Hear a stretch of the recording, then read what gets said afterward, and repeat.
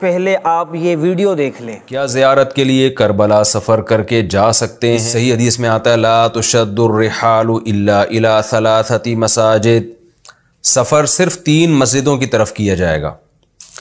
तो यानी 3 मस्जिदें, मस्जिद हराम, मस्जिद नबवी और मस्जिद अक़सा। तो ये वाला सफ़र वो फजीलत के, यानी जो मस्जिदों में सिर्फ 3 मस्जिदें ऐसी हैं जिनकी तरफ सफ़र किया जाएगा। अब इस वीडियो में तारक मसूद से एक शख्स ने सवाल किया और सवाल ये था कि करबला के लिए सफ़र करना कैसा है, करबला की ज़ियारत के लिए, रोज़ा इमाम हुसैन के लिए ज़ियारत करना उसकी, तो बंदा अगर सफ़र करता है तो वो करना जायज़ है या नहीं। सवाल इतना था, जवाब सिर्फ इसका एक लफ्ज़ का था, जी जा सकते हैं या नहीं जा सकते। तो मौलवी तारक मसूद ने इस सवाल के जवाब में एक हदीस बयान की। वो हदीस क्या थी? ला तुशद्दुर रिहालु इल्ला इला सलासता मसाजिदिन। हदीस सही है, हदीस उसने ये बयान की, आपने अभी उसकी वीडियो में ये सुन भी ली है कि इन 3 मस्जिदों के अलावा मस्जिद हराम, मस्जिद नबवी और बैतुल मुक़द्दस मस्जिद अक़सा, इन 3 मस्जिदों के अलावा बंदा सफ़र इख्तियार नहीं कर सकता। अब इस हदीस पाक को सिर्फ इतना बयान कर देना कि 3 मस्जिदों के अलावा बंदा सफ़र इख्तियार नहीं कर सकता। पिछले दिनों मौलवी तारक जमील गुरु नानक गया, मंदिरों में गया, गुरु नानक सिखों से मिला, आपका कोई फतवा तो नहीं आया, तब तो आपको ये हदीस पाक याद नहीं आई, ला तुशद्दु रिहाल इल्ला इला मिन सलासता मसाजिदिन, तब तो ये हदीस पाक आपने बयान नहीं की। हालांकि मुशरिकों के पास जाना तो बिल्कुल जायज़ नहीं है। कुरान मजीद में भी अल्लाह तबारक व तआला ने इरशाद फरमाया, या अय्युहल्लज़ीना आमनू ला तत्तखिज़ू यहूदा व नसारा औलिया, ऐ ईमान वालो यहूद और नसारा को अपना दोस्त ना बनाओ। और एक और आयत में अल्लाह करीम इरशाद फरमाता है, वलन तरदा अन्कल यहूदा व नसारा हत्ता तत्तबिअ मिल्लतहुम, यहूद और नसारा तुमसे हरगिज़ राज़ी नहीं हो सकते जब तक तुम उनके दीन की पैरवी ना कर लो। तो आपका मौलवी सिखों के दरबारों पर जाए, गुरु नानक जाए, तो आप खामोश हैं, कोई फतवा आपकी तरफ से नहीं आता। अब इस हदीस पाक को सिर्फ इतना बयान कर देना कि 3 मस्जिदों के अलावा बंदा सफ़र इख्तियार नहीं कर सकता। अगर तो ये मुतलकन उसने बात कर दी है तो फिर तो हर सफ़र ही नाजायज़ हो जाता है। ये मौलवी साहब अगर कराची से लाहौर सफ़र करते हैं तो इनका सफ़र रायगा जाता है, नाजायज़ हो जाता है, क्योंकि हदीस में तो सिर्फ इतना बयान किया गया कि ला तुशद्दुर रिहाल, बंदा कसरत ना करे इन 3 मस्जिदों के अलावा सफ़र का। तो अगर मौलवी साहब मुतलकन आपकी बात है, आपने हदीस मुतलकन बयान कर दी, आपने कुछ समझाने की ज़हमत नहीं की, आपने हदीस की तफसीर नहीं बयान की, हदीस की तशरीह बयान नहीं की, बस आपने कशमकश में डाल दिया कि इन 3 मस्जिदों के अलावा बंदा सफ़र ना करें।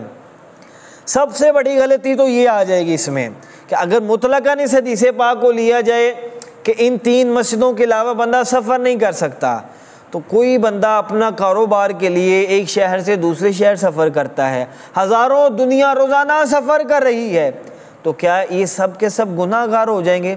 ये सब के सब नाजायज़ सफ़र कर रहे हैं। हाँ, अगर आप ये कह रहे हैं कि सवाब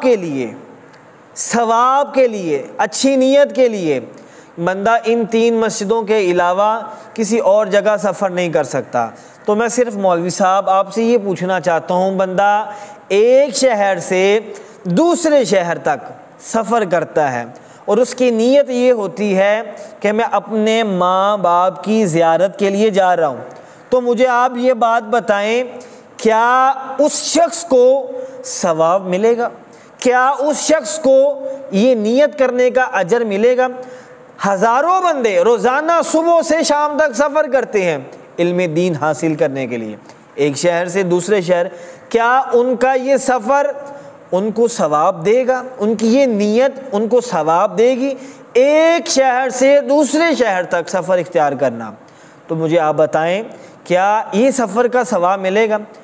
अगर आप ये भी नाजायज़ कहते हैं तो मुझे इस हदीस पाक का फिर असल मतलब बता दें। वो आपने तो बयान नहीं किया असल मतलब।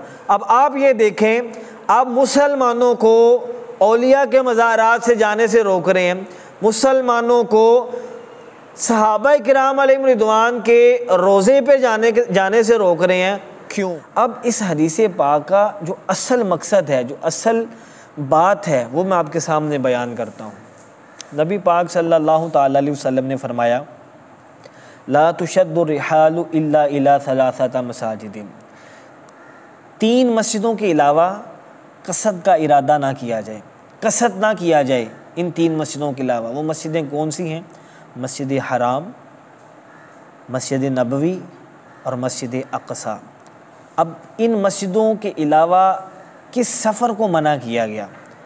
वो इस सफ़र को जो मुहद्दिसीन ने इस हदीस पाक का माना बयान किया वो ये है कि इन 3 मस्जिदों में फ़र्ज़ नमाज का सवाब सबसे ज़्यादा है।